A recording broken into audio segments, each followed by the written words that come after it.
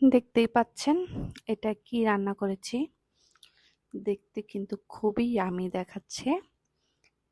তো বলুন দেখি এটা কি? তো আমি বলে দিচ্ছি, এটা হচ্ছে বট। আজকে বট রান্না করেছি।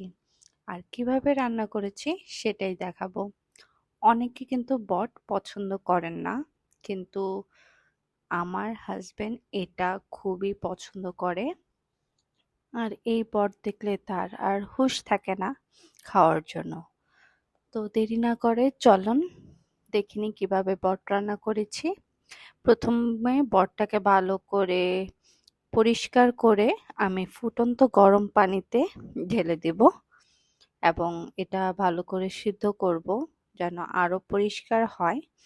তো এটাতে আমি লবণ দিয়ে দিচ্ছি আর দিয়ে দিব সামান্য পরিমাণ হলুদ। আর এখানে আমি সামান্য সোডাও দিয়ে দিচ্ছি। এটাতে আপনার বটটা তাড়াতাড়ি সিদ্ধ হয়ে যাবে এবং রান্না করতেও বেশি টাইম লাগবে না। আর এটাতে ভালো করে ক্লিনও হয়।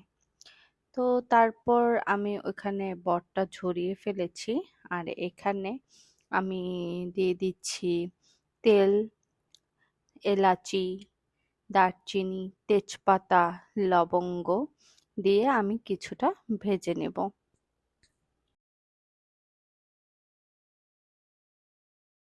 এখানে দিয়ে দিচ্ছি আমি পেঁয়াজ কুচি। পেঁয়াজ কুচি দেওয়ার পর এখানে আমি দিয়ে দিচ্ছি আদা বাটা আর রসুন বাটা দিয়ে আমি কিছুক্ষণ এটা ভেজে নেব।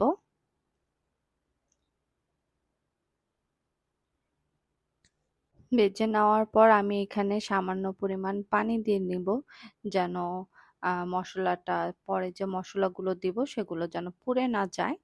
তো এখানে আমি দিয়ে দিচ্ছি মরিচ গুঁড়ো, হলুদ গুঁড়ো, জিরা গুঁড়ো আর ধনিয়া গুঁড়ো দিয়ে, আর এখানে দিয়ে দিচ্ছি সামান্য উম, গোল গোলমরিচের গুঁড়ো আর গরম মশলা। সবগুলো দিয়ে আমি এটাকে ভেজে নেব। আমি আবার সামান্য একটু পানি দিয়ে এটাকে কষিয়ে নেব। কষিয়ে নেওয়া শেষ হয়ে গেলে আমি যে বটগুলো সিদ্ধ করে রেখেছিলাম সেই বটগুলো আমি দিয়ে দিব। আর এখানে আমি আস্ত রসুন দিয়ে দিচ্ছি। এটা দিলে এটা খাওয়ার টেস্টটাও অনেক বেড়ে যায় এবং একটা আলাদা একটা সুন্দর গ্রানও আসে। তা এটা আমরা সবগুলো ভালো করে কষিয়ে নিব তেল ওঠার আগ পর্যন্ত।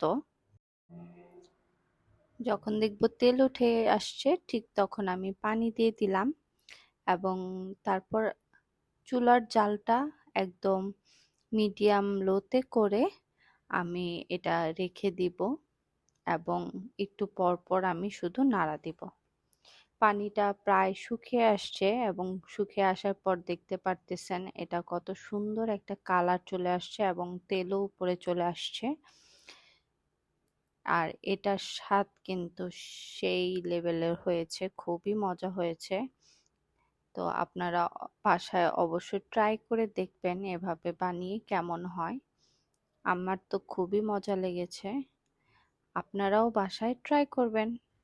আজকে এই বট দিয়ে বাসায় খেতে খুবই ভালো লাগবে।